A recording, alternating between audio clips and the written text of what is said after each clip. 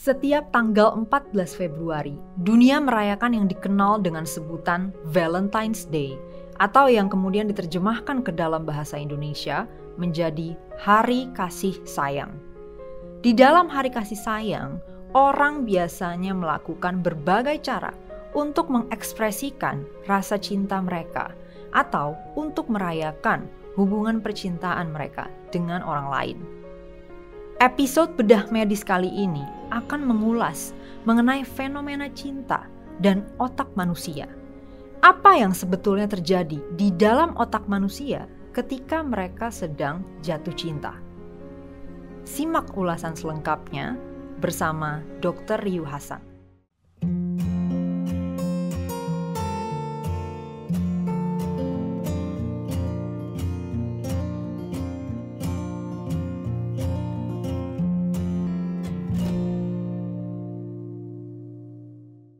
Jadi kalau kita berbicara mengenai jatuh cinta ya, cinta romantis itu hal yang baru setelah revolusi industri manusia itu mengenal yang namanya cinta romantis model seperti sekarang ini. Tapi kalau kita berbicara mengenai secara biologi, jatuh cinta itu apa sih? Jatuh cinta pada otak manusia ya, secara biologi, secara neuroscience itu adalah masa percumbuan pra persetubuhan, itu yang disebut jatuh cinta ya.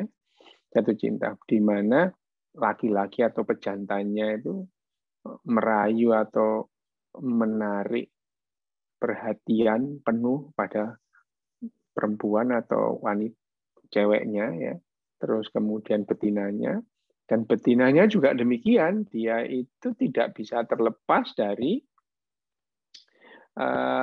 laki-laki atau dari pejantannya. Cinta romantis ini, jatuh cinta romantis ini pada manusia adalah melibatkan otak emosinya, alih-alih otak rasional itu ya.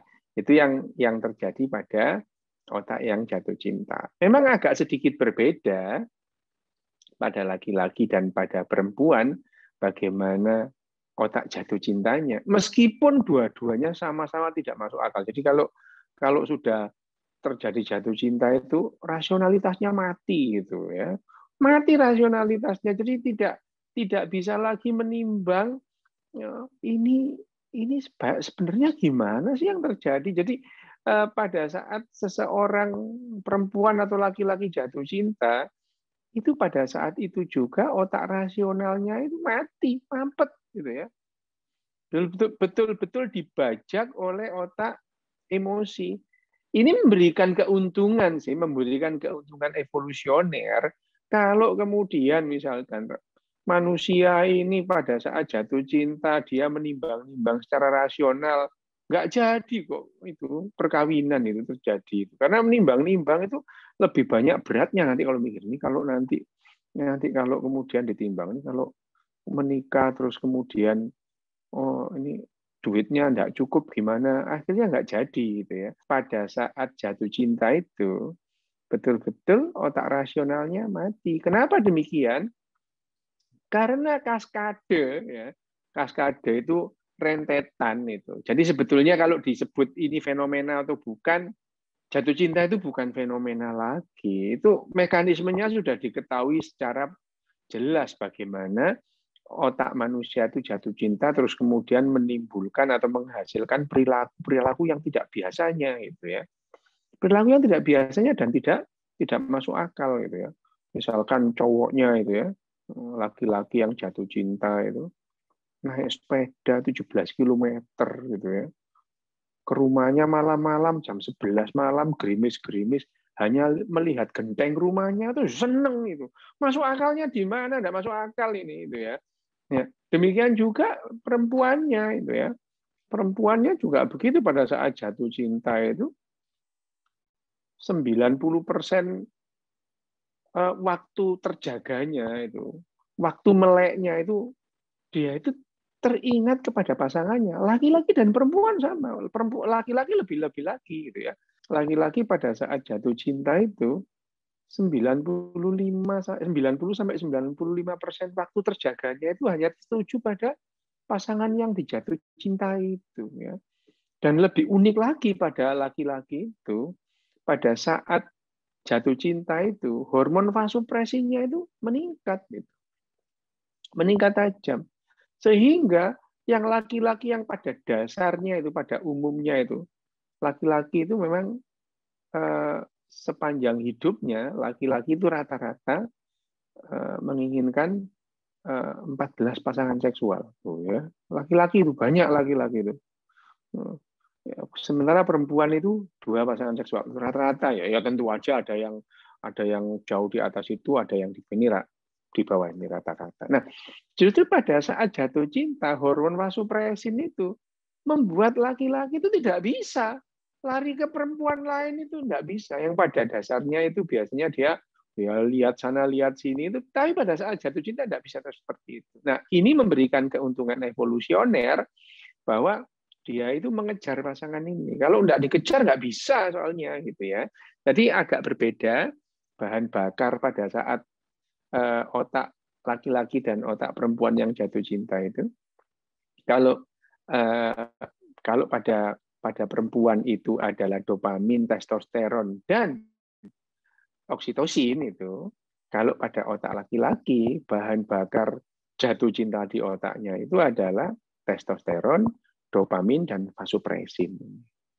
Ini yang membedakan bagaimana otak perempuan dan otak laki-laki yang jatuh cinta. Nah, 3 bahan ini ya, 3 bahan neurotransmitter ini, testosteron, dopamin dan oksitosin pada perempuan, atau testosteron, dopamin dan vasopresin pada otak laki-laki yang jatuh cinta, ini bahan adiktif ini. Adiktif itu bagi otak itu ya. Jadi bagi otak. Jadi pada saat laki-laki atau perempuan bertemu gitu ya, bertemu. Ini langsung yang namanya 3 bahan bakar itu neurotransmitter di otaknya itu langsung meningkat di otaknya itu. Wah, lah itu pada saat berpisah itu langsung drop itu ya. Vasopresinya laki-laki, kalau oksitosin pada perempuan drop itu. Dan itu akan memberikan efek sakau itu ya. Sindroma putus obat, withdrawal efek gitu ya. Sakau bener. Jadi bagi pasangan yang jatuh cinta, entah laki-laki atau perempuan, perpisahan itu menyakitkan itu.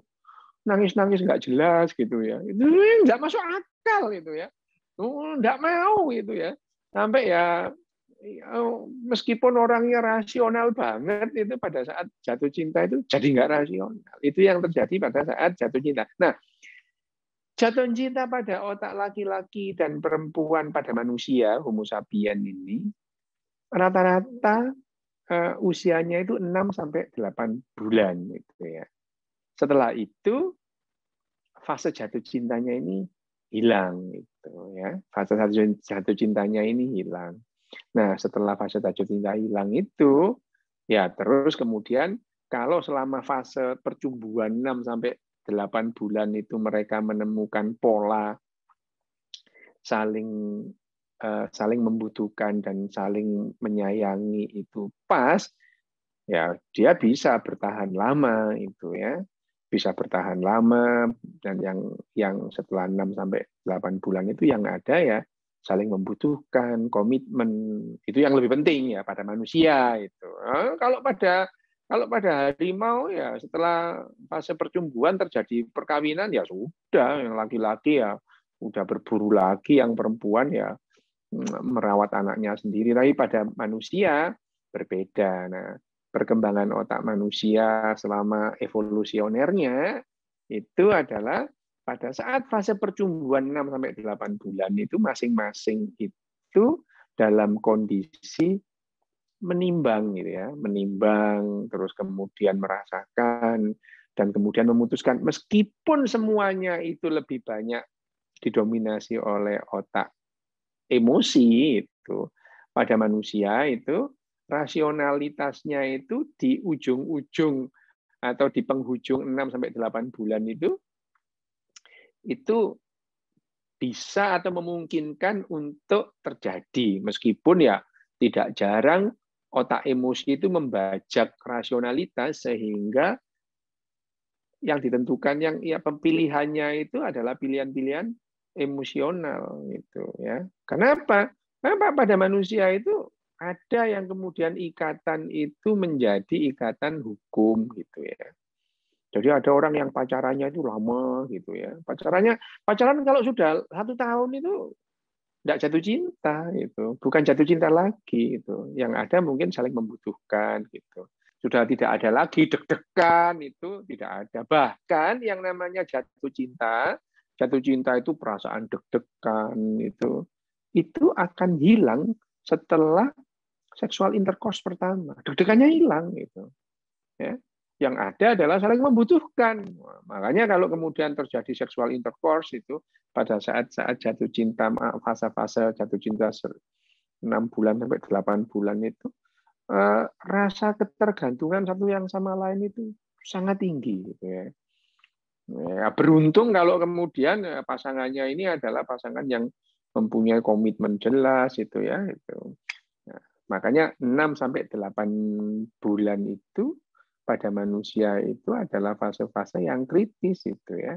Apakah otak rasionalnya itu dibajak emosi sepenuhnya atau emosinya sangat cerdas. Yang terjadi pada otak yang jatuh cinta pada saat dia itu saling membutuhkan atau saling mencari itu bahkan rasionalitasnya itu sampai pada level yang paling rendah gitu ya, sehingga seringkali terutama pada perempuannya itu, rasionalitas yang dibajak oleh emosi itu memberikan keputusan-keputusan yang sangat merugikan itu ya. Misalnya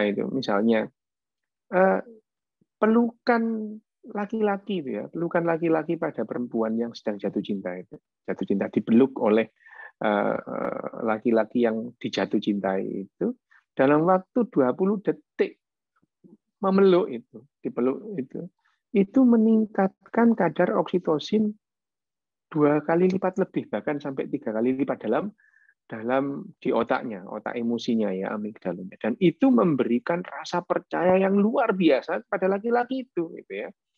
Ini enggak masuk akal jadinya itu ya.